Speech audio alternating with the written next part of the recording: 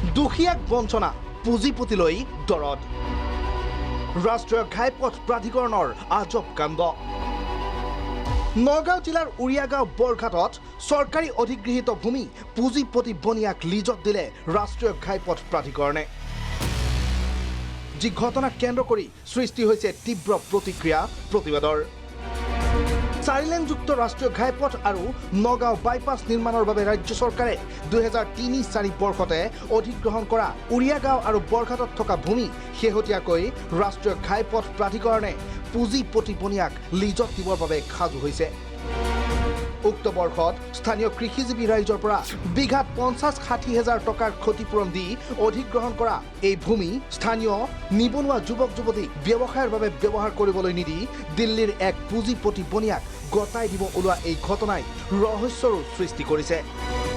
জানিব পৰা মতে উৰিয়াগাঁও বাইপাছ চকৰ দক্ষিণ আৰু পশ্চিম অংশত থকা ক্ৰমে 0.5548 আৰু 0.5888 হেক্টৰ বৰঘাট বাইপাছ চকত থকা 2.44 হেক্টৰ মাটি 30 বছৰৰ বাবে দিল্লীস্থিত এক প্ৰতিষ্ঠানক লিজত দিছে ৰাষ্ট্ৰীয় ঘাইপথ প্ৰাধিকৰণে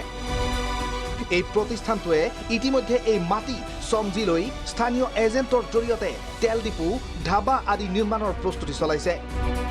শেহতীয়াকৈ উৰিয়াগাঁও বাইপাছ চকৰ দক্ষিণ আৰু পশ্চিম অংশত থকা 4 বিঘাতকৈ অধিক ভূমিত ডাম্পাৰেৰে মাটি পেলাই ওখ কৰাৰ চেষ্টা চলাইছে প্ৰাপ্ত খবৰ মতে এই অংশ দুটাৰ এটা অংশত তেল ডিপু বহোৱা হ'ব 5টাকৈ পথ আহি সংযোগ হোৱা উৰিয়াগাঁও বাইপাছ চকৰ ওচৰতে আছে 5খনকৈ প্ৰাথমিক বিদ্যালয় এই বিদ্যালয় কেইখনলৈ ছাত্ৰ ছাত্ৰীসকল এই 5টা পথেৰে অহা যোৱা কৰে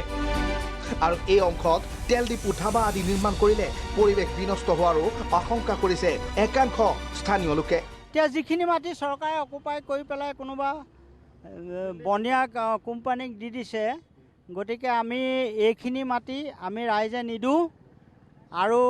4খন বিদ্যালয়ৰ আগত যিখিনি খেলপথাৰৰ মাটি আছে সেইখিনি আমি তেখেতসকলক নিদিওঁ ৰাইজৰ আন্দোলন হ'ব ইয়াত খেলপথাৰ পাতিম আৰু এই মানুহখিনি আমি দুখীয়া মানুহৰ কাৰণে সংস্থাপন দিবৰ কাৰণে আমি উৰিয়াগাঁও সদৌ ৰাইজ মিলি আমি এই মাটি দুডোখৰ ৰাখিছোঁ আৰু চৰকাৰে আৰু এই বনিয়া যিজনে এয়া কৰিছে বণিক সম্প্ৰদায় এই তেখেতসকলে এই মাটিখিনি যাতে এই দুখীয়া ৰাইজখিনিৰ দুবেলা দুসাঁজ হাজিৰা কৰি খোৱা ৰাইজখিনিৰ কাৰণে এৰি দিয়ে তাৰ কাৰণে শেষ আমাৰ অনুৰোধ থাকিব আনহাতে অঞ্চলটোত দুৰ্ঘটনা অধিক হোৱাৰ সম্ভাৱনা আছে এই নিৰ্মাণৰ বাবে এনে এক পৰিস্থিতিলৈ লক্ষ্য কৰি স্থানীয় জাতীয় সংগঠনসমূহ ইয়াৰ বিৰুদ্ধে তৎপৰ হ'ব লাগিছিল যদিও দালালৰ লগ লাগি একাংশ সংগঠনৰ একাংশ নেতা পালি নেতাই মাটি পেলোৱা ঠিকা ল'বলৈহে তৎপৰ হোৱা পৰিলক্ষিত হৈছে আমাৰ এই অঞ্চলটো হৈছে আপোনাৰ বনিয়া সম্প্ৰদায়ৰ মানুহ এছচি মানুহ কিন্তু তেওঁলোকে কয় চৰকাৰে পিছপৰা জনজাতি মানুহখিনিক বহুত কিবাকিনি কৰিছে কি কৰিছে এতিয়া আমাৰ যিখিনি ঠেলা এখন দি পেলাই কোনোবা এটা ঘুমটি এখন দি ইয়াতে ঢেকীয়া শাক বা আপোনাৰ কলমৌ ঢেকীয়া কচু দুমুঠি বেছি পেলাই খাই আছে তেখেতসকলক এতিয়া উচ্ছেদ কৰি পেলাই এই বনিয়াসকলক এই মাটি পেলাই ইয়াতে ভাড়াতীয়া কৰিছে এইটো আমি কেতিয়াও সমৰ্থন নলওঁ ইপিনে বৰঘাট বাইপাছ চকৰ প্ৰায় 9 বিঘা মাটি বৰ্তমান দিল্লীস্থিত প্ৰতিষ্ঠানটোক 30 বছৰলৈ লিজত দিছে যদিও অঞ্চলটোত বৃহৎ পৰিমাণৰ অধিগ্ৰহণকৃত মাটি আছে পৰ্যায়ক্ৰমে সেই মাটিও লিজত দিব বুলি জানিব পৰা গৈছে উল্লেখ্য যে অধিগ্ৰহণকৃত মাটি লিজত দিবৰ বাবে ৰাষ্ট্ৰীয় ঘাইপথ প্ৰাধিকৰণে 2021 চনৰ 10 ফেব্ৰুৱাৰীত নিবিদা আহ্বান কৰি সেই বৰ্ষৰে 25 মাৰ্চ তাৰিখে নিবিদা গ্ৰহণ কৰিছিল